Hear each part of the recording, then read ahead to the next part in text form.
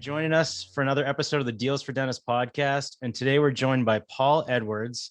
He's the CEO and founder of CEDR HR Solutions.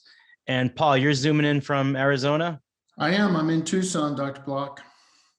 Man, that sounds so good. It's freezing here. I'm outside of Boston. It's like 12 degrees and windy. Yeah, we're having a cold snap. It's only going to get up to 70 today. So oh man, that's tough. That's tough. It's tough. So Paul is the CEO and founder of CEDR HR Solutions. You can go to Deals for Dentists and you can find their promo offer of get $700 off their handbook with a 2-year membership agreement. So Paul, thanks for joining us. Tell me all about CEDR HR Solutions. So, the main things that we do, like if I just gave you the elevator pitch, the first 3 things I tell everybody out there, we create custom employee handbooks, which is kind of the foundation for what it is that CEDR provides as its main service, which is HR support. So we need to do the custom crafted employee handbook because every single person who comes to us is, you're in different states, you have different number of employees. That means you have different state rules apply to you or don't apply to you. Same thing on the federal side. So if we want to be able to support in HR, then we have to have a really good foundation and make sure that you as the dentist or your managers have everything in your employee handbook that you should have in order to show that you comply. Everything that you should have that should protect you, and that's something that a lot of folks don't realize, is that handbooks properly written with good policies in them actually provide legal protection. And so we want to make sure we have both of these things in place so that when you call with a question and need an answer to your everyday HR issues, some simple, some complicated, we need to know that if we give them the answer to a California practice or Boston practice or a Florida practice, we need to know that we are giving an answer that is correct and that you have the basis for having gotten, most of what you've done so far right, before you call us. So that's the handbook, support, and then software. I mean, we all want to be paperless. We all want it to be as painless as possible. And so about 10 years ago, as HR experts, we started developing our own software. So we brought in, software folks. That continues to be a major part of what we do. And we call it the HR Vault. We do HIPAA training through software. It's our own programs. It's all our own stuff. We also integrate really robust timekeeping. So I know a lot of your listeners, Dr. Block, have patient management systems. You've got Dentrix, Eaglesoft, and there are a myriad of other ones. And they almost all have built-in timekeeping systems in them. It's just a little clock, people clock in and out. But unfortunately, they're not really the time savers that they could be. They are also can't be compliant in every state like they should be. So again, we want systems that protect you. And so we have a really, a pretty awesome integrated timekeeping system where employees can also self-service in that system. So imagine over the course of your next 20 years or 30 years in practice, how many times you or a manager are going to have to answer timekeeping questions. Like, can you correct my time for me? How many days do I have accrued? How many days did I take? Are we going to be closed for Monday after July 4th because the 4th falls on Sunday? And I could just keep going on and on and on and on. And so our HR Vault with the timekeeping are all designed so that employees can self-service. They can answer a lot of their own questions. They can do things electronically, so it's tracked. So remember, if someone comes to you and says, I forgot to clock in, would you please clock me in? And you do that for them. That could actually come back to bite you if that wasn't made an official request, if it wasn't approved by the employee, if it doesn't show up that they made the request, and all of that can be done quite well electronically. So I'll tell a quick story, Dr. Block, and then we'll move on to any question you've got. We had an office where an employee was making a claim that they weren't being paid properly. So they'd been fired for some other reason. They found an attorney. Part of that attorney's claim was a wage and hour claim. Part of that attorney's accusation was that the Practice was not paying the employee properly for the hours that they were working and that they weren't getting it right. And the other side, our client, their attorney, were quickly able to show the judge that this employee had asked for 85 clocking corrections in the single year before, where they either clocked in improperly, clocked in, didn't clock in, clocked out late, forgot to clock.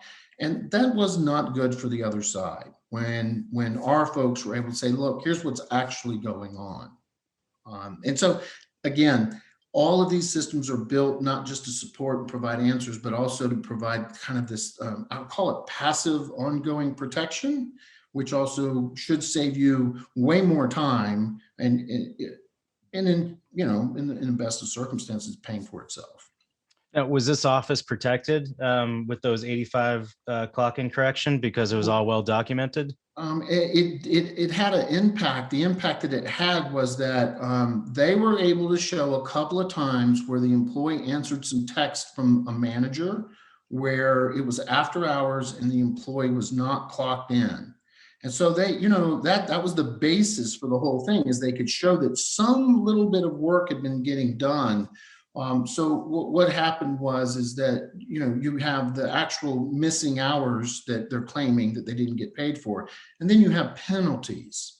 And so the penalty is what you're really concerned about. And some of it can be by statute. It can be 3 times, or it can be infinite. The judge or the jury can make it up. So in this case, what happened was the penalty was not infinite, it was minimal. And in the end, the settlement was pretty minimal. So they came in demanding, I don't know, it was $250,000 and you know, all this stuff. I think the case ended with the employee and the only getting about $4,000. And then there were the legal fees, you know, and that added up to about $30,000 between the two sides. But this sounds like some disgruntled employee, huh?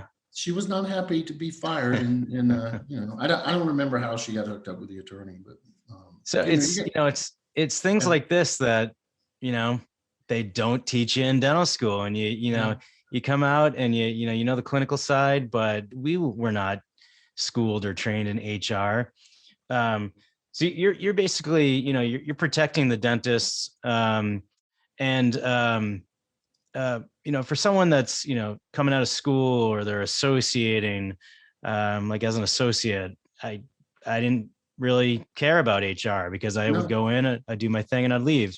Yep. But when you start to become a business owner and you have employees, then it's nice to have some, you know, advice and protection.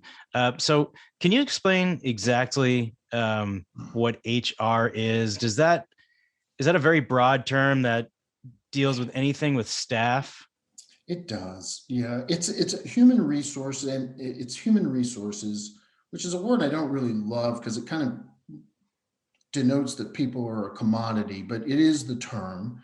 So HR includes everything, everything: payroll, benefits, handbooks, what you do on a day-to-day basis. You have an HR issue every day. You have a people issue every day. A lot of times they're not big deals, but there's always something that's coming in. You know, health insurance can be part of HR. Compensation plans. Again, we're smaller businesses here, so we don't really, you know, we don't all think about compensation plans and pay bands and, you know, all these things that larger HR departments do. But I think one of the things that we want to point out is that a lot of the stuff that you guys pick up, and we all do it. I did it too. I just want to be clear with everybody. When I first had my first businesses at 30 years old, they weren't HR businesses. And I made every mistake that you guys make: hiring employees as independent contractors, not having people clock, and just saying, look, I'll pay you $60 for the day, you know, paying people under the table, and, you know, just doing things that I didn't know. I didn't know what it was that I was doing wrong at the time. Fortunately for me, my first businesses, I didn't have the word doctor in front of my name. And so if someone did go to an attorney about what I was doing, they would look at how much my net worth was at that time, and I probably wouldn't catch a lawsuit because lawyers don't sue poor people. But when they see the word doctor in front, they're like, "Oh yes, let's talk further about this. Who's your employer?" Their ears Uh, perk up. yeah, their ears perk up. So when we you know when we think about the well, when we think about this thing holistically, that's kind of what we're thinking about. Is you guys often are picking stuff up from other folks. Like you think that if you get your hands on a handbook that has, say, 80 people in the business, that you probably got yourself a pretty good handbook because they had a lawyer do it and they had, all these things happen. I used to run into a lot of handbooks that were borrowed that were in hospitals or in other larger organizations or in like a spouse's organization, which was, much bigger. And so you pick up things HR wise that really aren't for small businesses. You pick up methods like 3 strike rules and progressive and corrective actions and PIP plans. And you pick up all sorts of little things that you think would be good for you when in fact they aren't the right fit for you at your size because you don't have a full HR department. You don't have someone to administer and make sure that you actually adhere to your plan for improvement when you are working with an employee. That doesn't mean that you shouldn't avail yourself of these principles, setting someone down, saying, this is the issue, this is the impact, I need you to improve, this is how I need you to improve. Doesn't mean that you shouldn't do those things. It means you should use different mechanisms for doing them. So they're a little bit more self-service, and the system's a little more cognizant that you shouldn't tie yourself to something like that. You should have the employee tie themselves to it and keep yourself out of that, out of the agreement side of that sort of stuff. So, Eric, I know that was a big answer. I kind of went all over the place. HR is a big thing. For us, it's handbooks, it's problem solving, it's software, and we can help you with your payroll. That's absolutely something we do. We went out and we got wholesale payroll for everybody. Whether you join CEDR or not, I'm happy to give that payroll to people so they can get it cheaper. And we also have a partner for background checks. So if you take care of those things, those 5 things, you're pretty covered. You're pretty well taken care of. Yeah, I got to tell you, when I was transitioning from associate to becoming a partner, I was looking at doing my own thing and starting my own office. And I just was so overwhelmed with everything you just mentioned. How I did you didn't do know. it? Who helped you? What did it take a ton of time? What was it like? Well, I ended up staying on and becoming a partner in the office that I Oh, was associated in. that was easy. So I chose not to do my own thing Right. because to tell you the truth, I was scared about the unknown and how to start up these systems. And I didn't know about CEDR back then. Right. And the office that I'm in has been around for a long time. We have about 20 employees. Um, and I reached out to CEDR because I knew we needed Mhm. HR help. There was some things going on in the office with some staff, and we needed a handbook. Right. So that's when I reached out to CEDR. Now, is CEDR, is it dental specific? Do you do other health professions as well? We do other health professions, so we're health professional, healthcare oriented. But the largest group within our group is dentists. So we have 2,500 clients nationwide. So we've got somebody in every single state, multiples in many states, obviously.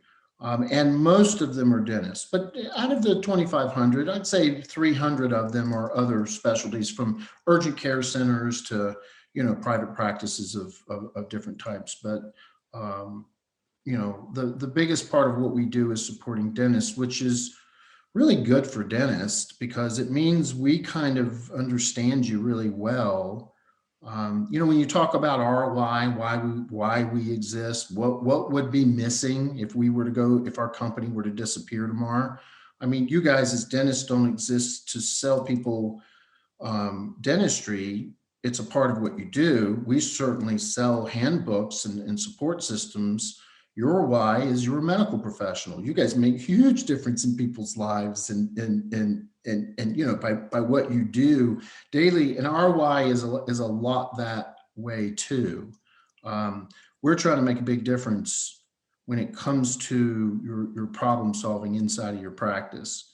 So, that's, I hope that answers the question, Eric. That's kind of. No, Paul, when do dentists typically first call you, and when should they be calling you? Like right when they Well, open their doors and they have one employee, or should they wait until they have a few employees? they should be 6 months ahead. They should be talking to us. And there's so much on you guys' plate that we actually, if you identify yourself as someone who's either going to do a startup or you're going to be taking over a practice that have existing employees, what we do is we kind of take this kind of backseat role with you and let you know what it is you need to do. And then as you begin to come into the practice, we work with you on those initial things. So we have checklists for you. We have a way, if you want to analyze what's going on already in the practice. If you're picking up team members, where are their benefits at? Is there a handbook there? Is it good? Is it not? So we can really help you get ready to go. And we can even help you with what do you have to do when you flip the employees over? What happens on that day?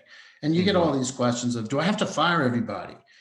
Do I, all these things, should I run background checks on everybody? And it's like, well, if you're doing a startup, obviously there's no firing. Yes, you should run background checks on everybody. If you're taking over a practice and one day the owner is no longer there and now you're going to be taking over, there's a transition that happens in the background and you do have to rehire everybody. But there's a way to do that. And it's not the way you would do a startup. You keep everybody in place who wants to be in place. You try to hold everything in place that you can, but you have to show that there's a new sheriff in town and you do need to put an employee handbook in. I'm going to say within minutes. That means, please, for God's sake, let's get this thing done in the first 30 to 60 days with you. Let's get it in and get it signed by everybody so that all those protections that I talked about can start to take effect. And we can get rid of any of the bad stuff that was happening before. And the bad stuff is hygienists being classified as a commissioned employee, no tracking of hours, no paying overtimes. You just say, man, she makes $130,000 a year in commission, or that they all make the X amount of money. That's enough. Well, it's not. Maybe someone's being paid as an independent contractor. Maybe someone's being paid as an exempt salaried employee on your team because you feel that they're an office manager and we inform you, well, you can give them that title, but the DOL is not going to recognize their salary status because they don't manage enough people and they don't have, certain criteria is not being met. So you could end up not paying them overtime and owe it to them when you fire them or they quit or, they figure out they're not being paid properly. So we want to get rid of all the bad. We want to get rid of all the bad that was happening before. And by the way, want to do all this supporting you, Dr. Block, so that if you're in that seat, we're making you the hero. You are the hero. We're supporting what it is that you're doing so that this stuff as we go forward. Because frankly, I want to educate you for the rest of your life because there's some other stuff that we want to talk to you about, but we got to get accountability and laws and lawyers out of the way before we can start talking about things like culture and supporting you and your why and supporting you and your, we have this saying, better workplaces make better lives. And, it's one step at a time. And it starts with the compliance stuff. Now, does it start with, let's say I'm, a brand new office, and does it start with a consultation with you to try to kind of figure out, what my philosophy is, obviously what state I'm in, Yeah. and what type of practice? Yep. Does it start with an initial consultation? We talk to you, we give you a lot. We actually want you to let us know that you're thinking about doing this. And we'd love it if you're watching this. We'd love it if you told us as you were finishing school, if you started that far back. Because there's nothing to sell you. There's nothing but education to give you. And the way we work is I want to give you enough education and enough insight that you could pick to work with anybody. We just hope that you would pick to work with us. So we start with that education. You know, if we can't get you way in the way back machine and we're catching you as you're firing up and you're finding out about us, then our role is to figure out what your timeline is, what kind of practice you're opening, where it is, kind of get you set up, because there'll be an initial, if you decide to go with us, there'll be an initial fee. We even put that off. We even discount that even further for you guys if you're startups, and we kind of help you with your cash flow by not hitting you all at once. And we go ahead and get in place with you. We start answering your questions and just giving you everything you need to get started. But it generally does start with a consultation, talk about what it is you need, what you're up to. And then we move in. If we move in officially, we do some surveys with you and we create some stuff. We go back and forth, you know, customizing, educating as we go. I think that's such a great idea to, fourth year dental students to just make a phone call and find out what's involved, because, when you get out of school, you got bills to pay, you have loans to pay. You want to, just focus on the clinical. Yep. You don't want to be dealing with HR, and you weren't trained in that. No. And the laws are always changing, and you need a dental specific HR company to back you up and help you up, and also like the service, ongoing service advice that you provide. It's nice to be able to have someone to call, especially for a solo practitioner, in their own little bubble. Like if there's an issue between two staff members, I don't know how to handle it. I wasn't trained in that. So it's great to have someone to call for advice. Look, almost every interaction you have with a set of employees has some kind of rule, regulation, or law that runs along behind it quietly at either the state or federal level. So a quick example of that would be you've got 5 employees. One of the employees has found out that she's not getting paid as much as another employee, and she's upset. Now she's got everybody upset, and everybody's asking you, why aren't you, why are you paying me what you're paying me? And why is, she getting more when I'm the one who shows up every day at work, and on and on and on it goes. And so the smart thing to do would be to tell them that, look, salaries are confidential. This isn't something you should even be talking about with each other. If you have a problem with your pay, you need to come and talk to me about it, but don't get everybody else upset. And whoever got this started, I'm going to fire the next person that starts this kind of conversation. Well, that seems like the smart thing to do. It's incredibly illegal. It's a gift to opposing counsel, and if you fired her, it's a $250,000 gift to everybody who gets fired and subjected to this. And so there are little rules and laws, and some of them are pretty onerous. And so you got to be careful about using your common sense and understanding that you can still get the outcome you need, which is to calm everybody down, which is to address this person who started this problem. Because, by the way, we can still say, if you have a problem with your pay, you should come and talk to me personally about what it is, and we can talk about your performance and what it would take for you to earn more money. And you just set them down and you go, I noticed you clocked in improperly 80 times in this past 9 months. And I'm having a hard time hearing you talking about you're upset with your pay when I spend 80 times correcting your timekeeping for it. Yeah. So, I mean, there's ways to address the things you need to address. There's wrong ways to do it. And unfortunately, what feels instinctually correct and fair is about 50% of the time wrong. It's not the way to do it. And that's hard to hear. That's hard to hear because, man, I mean, Dr. Block, when you took over as an associate and you felt this responsibility, right? It's like you're a partner now. I feel responsibility. I'm in this.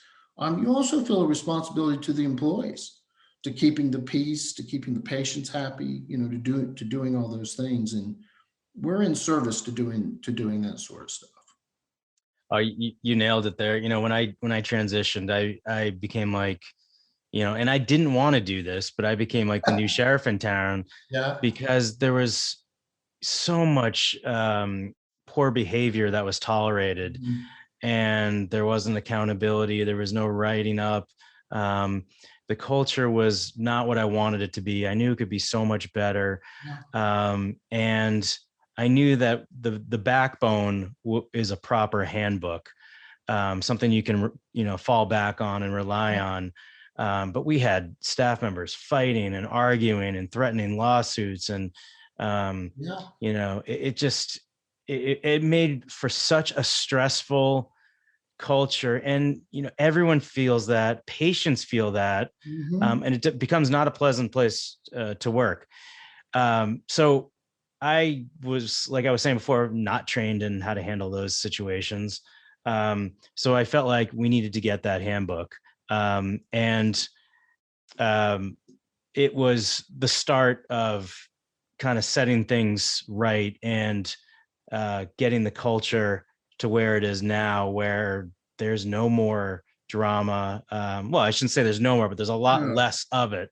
Right. Um, and it's a lot more of a positive and happy environment, because we got these things in place. But I really think it started with the handbook. Yeah.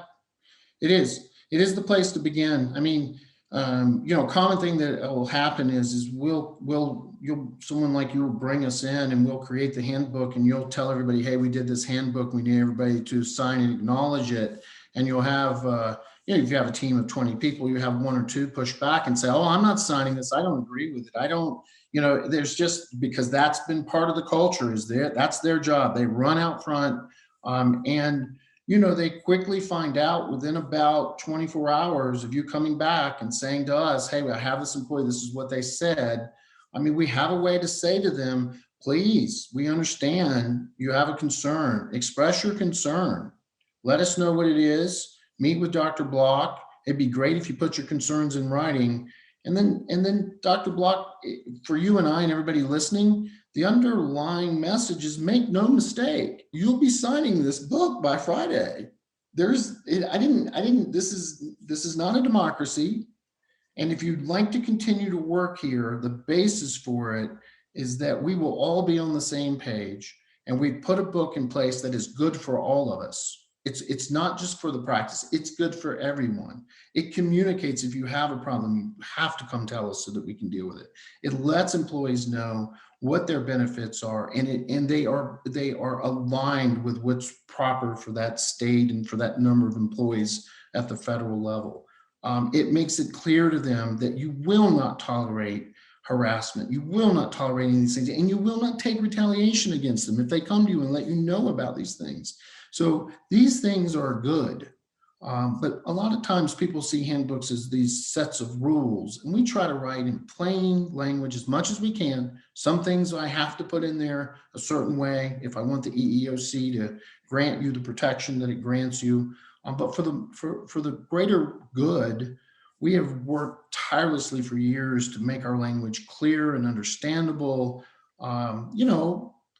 Dr. Block, you noticed in your book, I'm sure you noticed that probably 8 or 9 times we said, if you don't do X, you risk being terminated. Or if you do Y, you could be terminated. I don't want to have to put that in. I'm not putting it in to threat. I'm not using it as a stick. But if I don't put the consequence in, then when you get in court and you terminate someone for doing that thing, you're in way better shape because you properly communicated in a way that an adjudicator at unemployment or in a court would understand that that was well known to the employee. You took a reasonable step with them. So that's why we have to put some of that stuff in there. But how would you know that? I mean, how would I know that when I was 30 years old and I opened my first window cleaning business? We don't. Nobody nobody told us any of that stuff. So Yeah, that's what we do. You the probably tell handbook kind of passionate about this stuff. the handbook actually is, someone that was crying and refused to sign it may not have actually even read it, because it the way it's done is very non-threatening, and it's almost like, a lot of the copy in there is about protecting the employee and what Yep. to do if they feel like they're being bullied, or they feel like they're being harassed, or they don't feel Mhm. comfortable in the workplace, and the proper protocols. So a lot of it is helping them. Um, and sure, there's some things in there that state, if you don't abide by our policy, then you're going to get written up or you You may could be be written up. terminated. Yep, could be Yep. fired for it. Yep, yep, But a lot of it is for their sake, to yep. make it a happy, safe environment, and to make things even for all employees. Um, Now, when they sign it, is that just acknowledging that they got it and they have read it? What's the reason for the signature? Well, the signature, you need to be able to answer the question, was the employee aware of this policy? So if part of your, and I'm going to keep using this because it's just an easier way to explain it. Part of your defense is that I can't fix something I didn't know. And I didn't know that she felt that she was being harassed in our second office by the new associate. And the first I heard of it is when I caught this lawsuit from her after she quit one day. Then your defense about that is she signed an employee handbook where she was obligated to inform her manager or me that there was an ongoing problem so that I could fix it. So I ask you, judge or jury, how does one fix something that one does not know about? And so in this instance, I'm sorry it happened. It was really bad. Guys, maybe you have to come to a settlement, but remember the penalty phase of all this stuff is where you want things to lighten up and not get caught in it. So those are the sorts of things that you want in your employee handbook, and they protect the employee and they protect you. I mean, I imagine that as practices get bigger. I mean, we're at about 20 employees. But as they grow, they get bigger. You start to add second locations, third locations, more staff gets involved, more layers, the Yeah, more complicated and more interaction. And you're dealing with people, staff from all different types of backgrounds, socioeconomic, and hiring. there's, Yeah. Yeah, you're bringing new people on your team. It gets wanky at about 9. It gets where you Mhm. can't possibly know what's going on at about 12 to 15. Anything past that, you're going to have some turnover here and there, which, it just, the more people you add, the more complicated it can be. And that's, again, reason for policy. But this stuff can start with 3 employees. Yeah. We've cleaned up plenty of messes in very new, very small practices. So people are people. We're not perfect. Neither are you and I, Dr. Block. I mean, we probably haven't always been the best manager or the best person on any given day. So it's a human thing. My mom Judy thinks I'm perfect, but that's Well, just Judy's her. right. Judy's Yeah. right, Eric, but still. So, I like, for example, my kids, they're 6 and 8. Mhm. Most of the time they're best friends. But when you spend that much time together, especially, over a quarantine, they were like together 24/7. I Yeah. mean, a lot of the staff members see each other more than they see their families. Mhm. You spend that much time with other people, there's going to be friction, there's going to be issues. And it could be unpredictable. So Yeah. to have policies in place, it creates so much less stress for the dentist and the business owner. Mhm. um, Now, can you talk about the process of like writing someone up versus firing them? um, how do you go about writing someone up versus they've done something that's a fireable offense? So when we write policy, we never use like a 3 strikes rule where, like, if you're late 3 times, the third time you could be fired for that. Or if you have 3, that implies that, like, you get 3 strikes for being late, you get 3 strikes for getting for catching the patient complaint that we just caught. You get 3 strikes for not entering in for the 4th time patient information into the system, so the uh, doctor's standing in there and doesn't have the information from their visit from 6 months ago. I mean, this whole 3 strike thing is just kind of a mess. So what we want to do is we want to have tools like you have tools, and you pull the right tool out in the appropriate at the appropriate time. Those tools generally are verbal conversations with people. You need to learn how to be good at that, and you need to learn to document that stuff. And that doesn't mean that you have to put it in writing and have them sign it. It means that you go to your HR vault, which Dr. Block, we're going to give everybody, whoever listens to your podcast, free use of that HR vault with no, they don't have to put a credit card or anything. You go in there, you pop open the employee's file, you have a note, and you say, talk to Mary about being late. Told her that I had noticed she was late 3 times in the last 2 weeks. We talked about why she needed to be. She promised me she would do better. End of note. And if in the file it goes. Okay. So Mary continues to be late. It doesn't seem to matter what you say. She can't quite get it right. And she's not really hearing your conversation with her about the issue and the impact. So now we teach you to have a more direct conversation with her. The issue is that when you are late, it has an impact on everybody else who has to do your job. When you don't enter in notes when they happen and you wait to do it later, you tend to forget to put those notes in. And then hygienists and care providers show up a month, 2 months, or a year later and don't know what went on. We have to go find you and see if you can remember. And the next thing you know, we've upset the patient. We're running late for the day. So the impact is on the patient, on the treatment, on your fellow employees. That all comes from you not putting in notes properly. And we could do the same thing for the person who takes the phones off the answering machine first thing in the morning, is the first one to discover that some people have canceled. Some people need your care, need your emergency care. Some people, we could just insert whatever's going on. So when you're 15 minutes late in the morning and we already have our first patient in through the door, you don't get to those messages until an hour later. And when you do, that's when we discover that our schedule's a mess and there is no opportunity for hygiene to clean up their department and fill the missing slots. And so when you are late, the impact on you see where I'm going with this, Dr. Mm-hmm. Ball. So this is the conversation that everybody needs to learn how to do, and not to speak to people in generalities. We don't use words like you're late, irresponsible, you're lazy, you're not a team player. We may use that last one a little bit, but we will have given specifics on why you're not being a team player. These are the things that you learn to do, and then you can take that to writing. So that's when a progressive corrective coaching writing happens through us.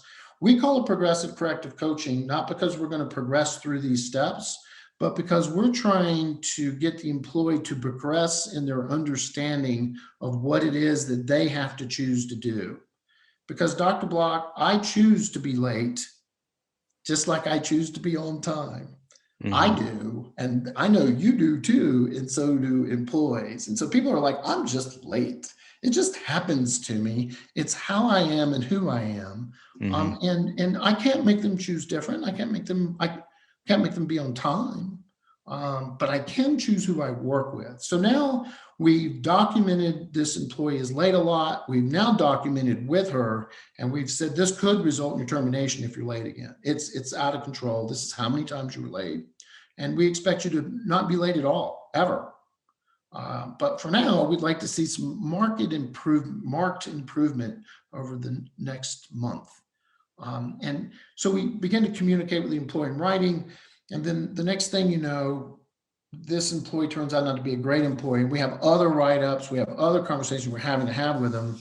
And then you decide that you want to let them go. Well, you're in a lot better position to let them go than you are if you don't do any of these things. And so if you have an employee that's being late, or just in general, there's a poor attitude or poor performance, and you have a conversation with them, you write it up, it's in writing. Do they need to sign this write up and then it goes into their personal vault? Yeah, it goes into the vault. They're going to sign, and once again, they're going to acknowledge the document. They're not going to agree to it. It's important that you don't use corrective coaching or corrective actions that have agreements in them, mm-hmm. because you're both agreeing to what's in there. And someone can refuse to sign a contract because they don't agree with the contents of the contract. That can blow you up in an unemployment hearing. So we need you to acknowledge that we have a policy. We've done that.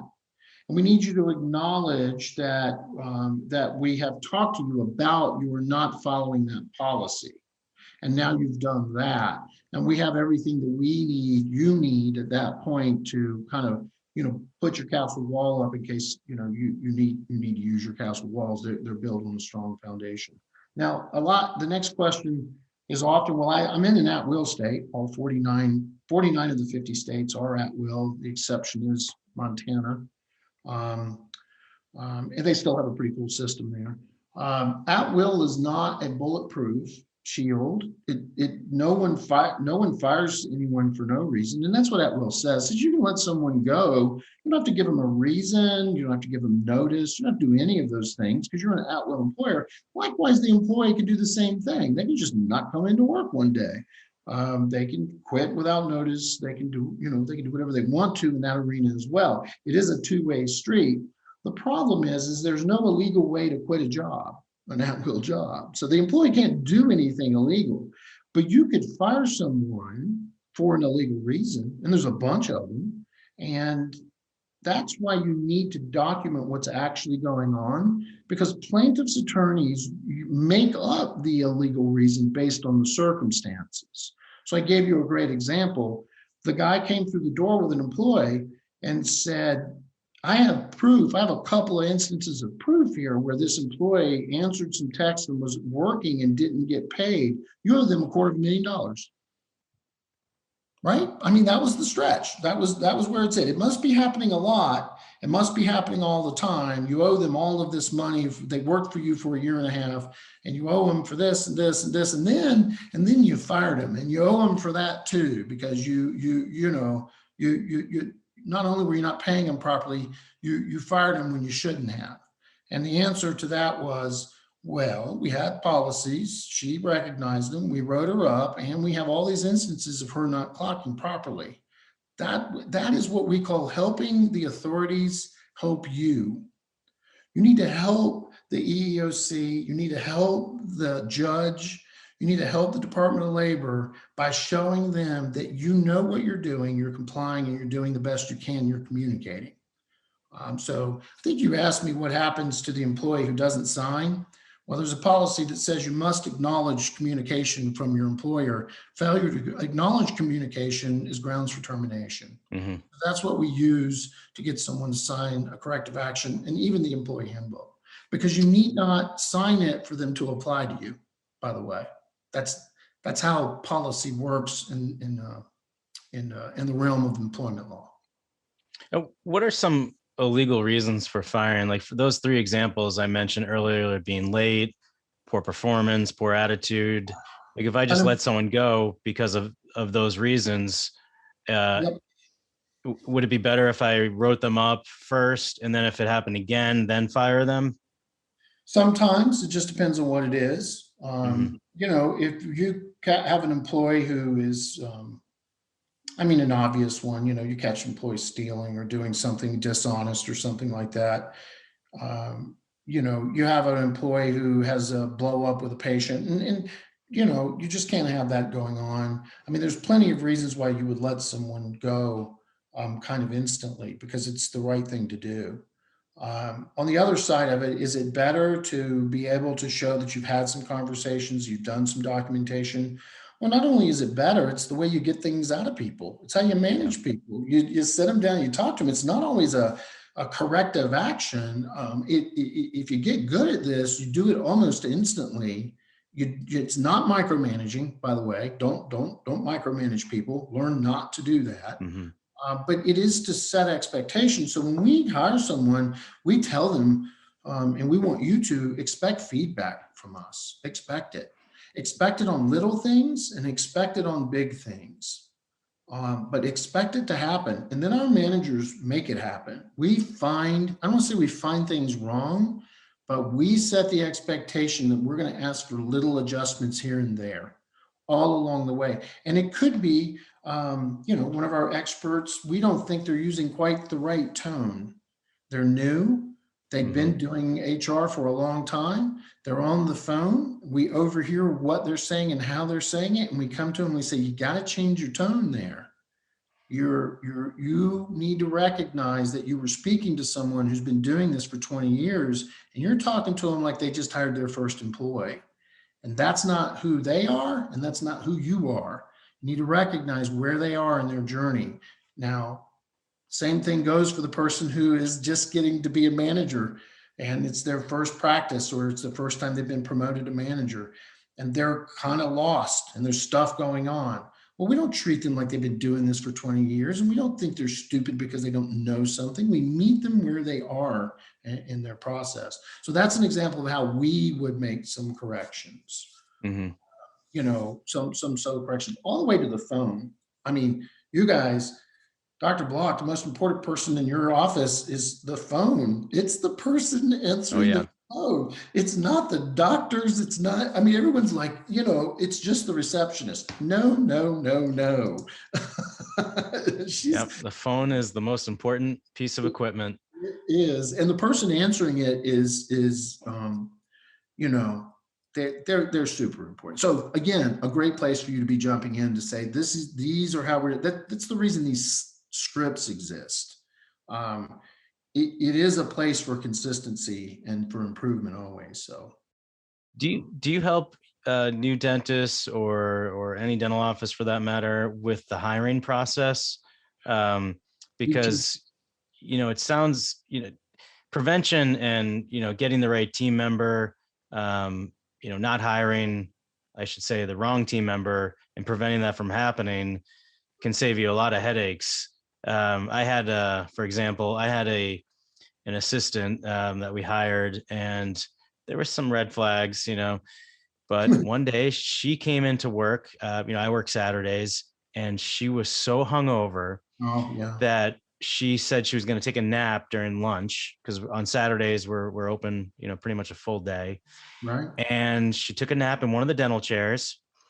I could not wake her up. She was snoring, and she was Wow. so passed out that we had to move down, to the other end of the office and close the door and just let her sleep it off. And it probably would have been a better idea if I just didn't hire her to begin with. So, do Right. you help us with that? We do. We get you guys a hiring guide, which has a lot of really, it has a lot of guidance in it that you would not pick up on your own about hiring people and what you're thinking when you go to interview, when you run your ads. Um, we've got this neat little tool. I'll describe what you do within the tool for hiring. A difference maker. Okay, let me back up. Dr. Block, a difference maker is someone you hire, you bring into your office who makes a difference in your practice. They bring a skill, an attitude, or experience that you don't have. And if you're an owner of a business, that's who you want to surround yourself with, from that front desk all the way back to your clinical team. Everybody, you want them to be difference makers when they come through the door. So to find difference makers, you've got to learn how to interview for them. You've got to Mhm. learn how to ask them questions about their experience. You have to learn how to not ask yes or no questions. You got to do behavioral interviewing. Many of you will learn to be really good behavioral interviewers, or you will find someone who is a very good behavioral interviewer. Now, could we have discovered that she was going to party hard every weekend and that pulling Saturday shifts were going to be a problem for her? Well, we could have asked her. We could have asked her, what do you do? You let her know you're going to have to work Saturdays. We got to come in here fresh. You're going to have Sunday and Monday off. Is that a problem for you? Right. I mean, it's hard. It's hard to figure everything out. But going back to the tool that we have, when you're replacing someone who's not great, you put the positives on one side and the negatives on the other. And you use the negatives to interview the next person. You make sure you pick up all the positives that you managed to get from that one. And when one of the negatives is she comes in hungover all the time, you might even ask in a question, hey, we did have trouble with an employee who kind of Hmm. drank a lot, and they kind of came in hungover, and it was, they couldn't do their job, and they smelled alcohol, and one or a few of your people will go, I've got 7 kids, I don't drink anymore, I Hmm. don't drink, I understand that, that's not a problem for me. And we could do that all the way down the list of they're Yeah. late, they've got a bad attitude, they're not engaged. We can find questions to ask on the behavioral interview side, which might give us some insight into what they're doing. So to answer your question, I can't do the hiring for you. I don't think anybody really can. I think you guys as managers need to do it. And if it's not the best use of your time, Dr. Block, then you get someone who it is the best use of their time. It's part of their job. You could be a part of the process. It just doesn't need to be your job. Hmm. Your job is thumbs wet, right? Generating, answering questions, removing obstacles out of your employees' way so that they can do the best job they can do for you and the patients. That's ultimately your job. Don't Nobody tells you that though. Now, what's the most common questions you get? Is it about vacation, sick time? Is it about how to classify employees, like a W-2 versus a 1099? What are those, like, very common questions that you get? Those are all the most common. Of course, we've been hit with all the FICRA questions, with everything that's been going on with COVID over the last year. But yeah, those are it. You named them really well. How do I classify somebody? What does that classification mean? Everything that you mentioned. What do I got to do when I hire someone? Um, we get a lot of questions around, injuries. Generally, it's not an injury. It's a hygienist who's having carpal tunnel or something like that that's going on. We get a lot of questions about pregnancy. Hmm. Um, what to do about maternity leave. Which is interesting because you'll go to you'll have by the way, you probably, well, you didn't because you weren't a startup. If you're a startup, you're going to get a knock from at least 3 or 4 payroll companies because they're watching your city's business licenses, and they're going to come to you and they're going to tell you, oh yeah, we do all of these things, and we can do HR, and we can do employee handbooks, and we can do your payroll for you. And it's not the same as working with someone like us. It is a different animal when you put HR out in front. And one of the great examples is they'll tell you, well, you only have 5 employees. You're in this state. You don't have to give maternity leave, so we don't have a policy. We didn't put a policy in there because we don't want to subject you to that. And my answer to that is, so you're going to hire 5 women to work in your practice, all of them of childbearing age, and because there's not a law requiring you to give them maternity leave, you're just going to not address it? Are we going to just make a decision with each employee? And are we going to fire the ones who get pregnant because we don't have to give them maternity leave? I mean, and the answer to all that is no. You're going to give them, you're going to give them maternity leave. You're going to set an expectation. You're going to follow the rules. And you're going to make this happen in a very constructive way so that when you call me and say, hey, I have an employee, just let me know she's pregnant. It's not a problem. What do I do? Well, let's go to the policy, and now here's some procedures that we have to back it up. Here's what you need to talk to her about. Give her this, and man, it goes so smooth. Hmm. The employee, she gets it, she understands, she sees that you understand and that you've got some support. When it's time for her to come back, if she's having a problem, you know how to handle an extension, you know how to limit it if that's what you need to do. Everybody's on the same page. So that's an example. You asked me what kind of questions we get. And for me, we make a big difference there. Now, think about everything you just said. If I was a young dentist, with my own organization, my head would be spinning right now with all the things that you just said. Yeah. But I don't need to worry about that because I have, CEDR to call and help me out with that. So I just think it's a no-brainer, to have an HR company like yours helping out. Are you getting a ton of COVID questions? Like, if my staff refuses the vaccine right now, is that one of the biggest questions you're getting lately? Yeah, can we require someone to get the vaccine? If someone won't take the vaccine and they get sick, can we refuse to give them their FICRA? Can we refuse to give them FICRA pay when we gave it to other people? Back when there was no vaccine, and 12 different variations on those questions. And there are clear-cut answers to all of those types of questions, what to do and what not to do. So yeah, a lot of that. I mean, that's where we kind of led the industry. I have a legislative watch team. We were reading, as you and I are recording, or someone may see this a year or 5 years from now. But at the time we recorded this, Biden had just become president, and he just signed into law a new bill with new stimulus and support. And we were reading it as it got into its final 3 or 4 days. We were reading it and understanding it. And that's something that we do across the board.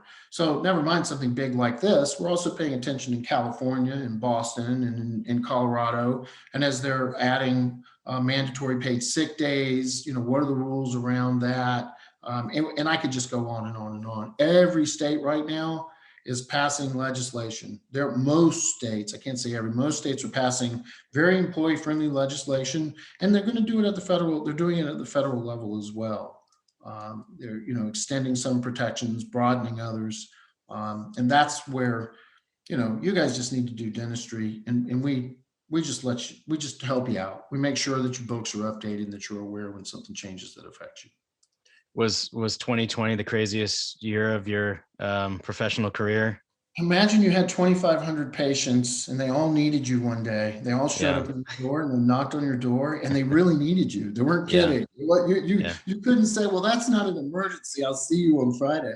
So yeah, it was insane for me. It was insane for my team. I have to tell you guys that if we had not had really clear strategic planning in place, purpose, everything that needs to be in place. We hadn't been practicing that sort of stuff, which is something you'll all get to, I hope.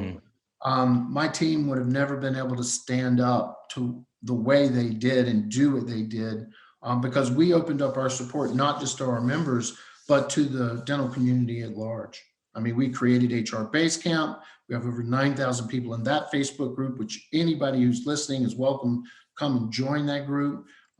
We really tried to do everything we can. I mean, we had the ADA calling, we had, everybody was calling for us to get on and give the direction and the understanding.